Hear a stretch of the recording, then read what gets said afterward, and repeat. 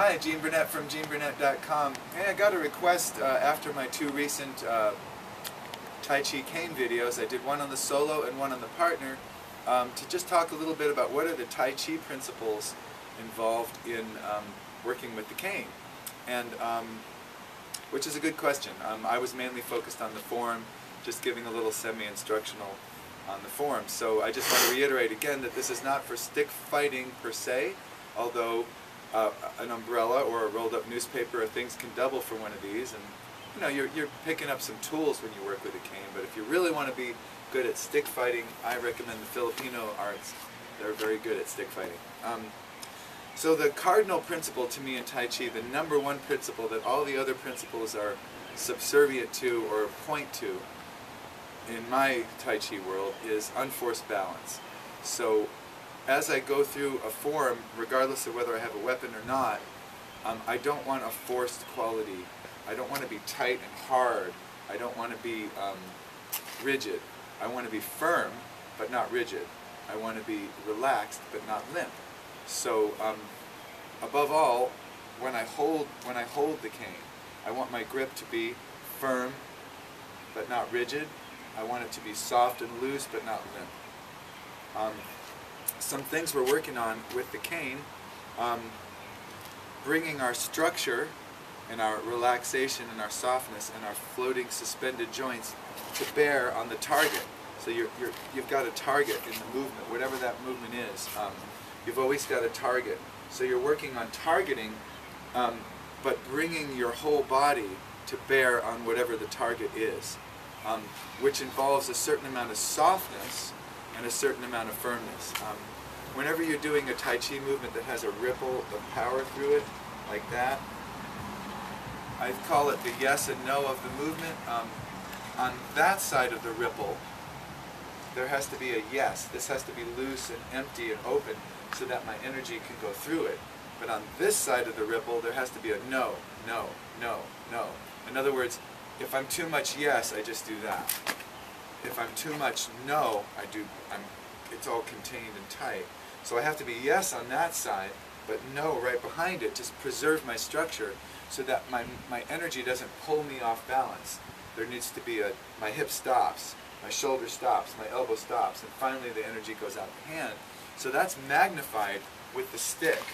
There needs to be a loose yes on that side of the strike, but there needs to be a firmness at the end. So even if I really let this go, this is all intact here.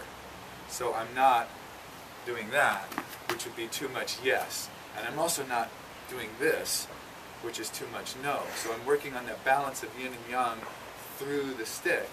I'm also working on extending my energy or my sense of my whole body interconnectedness, my sense of my whole bodily configuration or signature movement.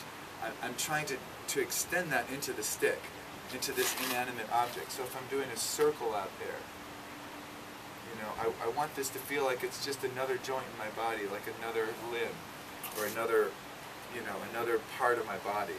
So I'm trying to extend. I'm not just holding it like this, just tight, and it's like this object I'm holding in my hand. It's got to have this fluid extension of my core and my root in the stick. So I'm trying to make this seem like it's alive. I want to breathe life into an inanimate object.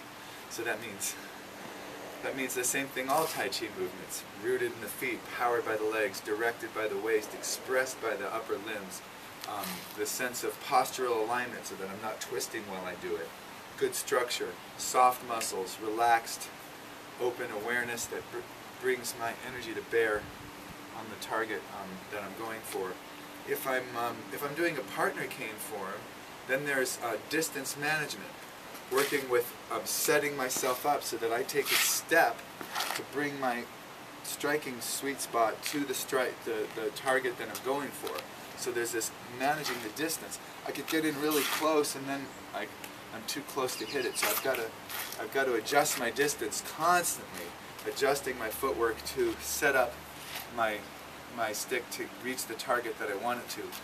There's also sticking in that, In the partner set, you kind of stick to their stick. Like if our sticks are crossed right here, when I walk under, I don't want to break contact with them. I want to keep that contact with it so that I'm protected. So in the partner set, you have more of a sense of interrelatedness. So you're working with distance management, you're working with sticking, you're working with relaxation, not forcing, again, not forcing your will on the other person. Also looking for openings so that there's the opening. When the opening is there, flooding into it. So that's kind of like water. Like water doesn't, water's very patient. It doesn't rush the moment. It goes up to a rock. Oh, I can't go through this rock. I'll go around it. It's looking for where the openings are. So when you're doing this partner cane work, it's like, I'm here. Oh, there's my target. Boom. You know. So you have this sense of like waiting for your opening and then flooding into it. I would say listening energy, listening to what the other partner is doing. Sometimes people get so stuck on the map that they do the next move before the other person has done their move. You have to listen and play with the partner set as though you don't know what they're going to do next.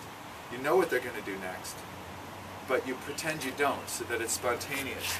We like to mix it up a little bit sometimes and have some alternate moves for some of the moves so that the person isn't sure and they have to keep an eye on you. We have to listen to each other and pay attention to each other. Let's see. Can you think of any other Tai Chi principles involved in the cane, Neil? Softness, flow, relaxation, targeting, distance management, footwork. The speed and acceleration through the body. That yes and no quality of having a yes on one side but the no that firms up your posture afterwards. Because this is an impact weapon and you can't saw away or cut or poke or really do much, there's no blade here. The physics of acceleration going through your body have to be pretty good because you're bringing that to bear like that. So I would say that you're working on not using too much energy or too much force, not going ahead of the ripple. Like if there's a ripple of power here, boom, like that. If I go ahead of it, it's like, you know, I'm forcing it with just my arm ahead of the ripple. So I always want to bring my body and let my arm follow slightly. Yeah, good posture, good awareness, opening. Yeah, those are all the things that I like to work on with the cane. With the double-edged sword, it's slightly different, you know. But in all of the weapons forms, the patterns are very circular. Circles are nature's favorite shape, and this is kind of a nature-based art. So I like working in circles, even if they're not that functional. Sometimes I just like the feeling of participating in the shapes that nature loves, because I love them too. So anyway, I hope that's helpful a little bit. If you're working with the cane, just some qualities to work with as you go through the forms. So thanks for watching, appreciate it. GeneBurnett.com is my website. Subscribe to this channel if you like this kind of thing, and we'll see you down the line with the next video.